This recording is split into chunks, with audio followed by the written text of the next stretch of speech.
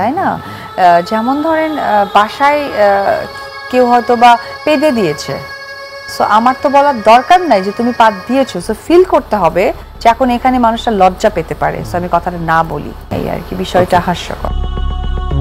উপস্থাপকের এক প্রশ্নে পাদ নিয়ে বিভিন্ন বর্ণনা দিতে দেখা যায় ঢালিউড কুইন অপু বিশ্বাসকে। কিন্তু আপনাদের সম্পর্ক জানতো না, লুকিয়ে রাখতো, এটা তো আপনাদের স্বার্থে নাকি লুকিয়ে রাখতো, তাই তো? না না, কিছু জিনিস তো আছে আপনারা জানতেন বা সবাই বুঝতে পারতেন, তাই না?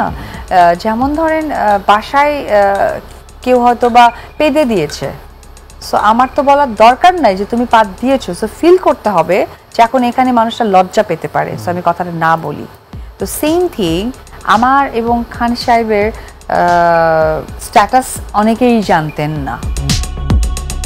অপু বিশ্বাসকে জিজ্ঞেস করা হয়, আপনি বেশিরভাগ সময় কোন মোবাইল অ্যাপসগুলো ব্যবহার করে থাকেন? উত্তরে অপু বলেন, আপনার ফোনে আপনি বেসিক্যালি কোন কোন অ্যাপস বেশি ইউজ করেন? মানে ইউটিউব, ফেসবুক? আমি ফেসবুক, টুইটার, ইনস্টাগ্রাম। টুইটার না তো এক্স এখন। আচ্ছা আচ্ছা, ফেসবুক, ইনস্টাগ্রাম, ইউটিউব, এই তিনটা আসলে করা হয়। তারপর অপুকে জিজ্ঞেস করা হয়, শাকিব খান কি করলে আপনার সবচেয়ে বেশি রাগ হয়? উত্তরে অপু বিশ্বাস বলেন,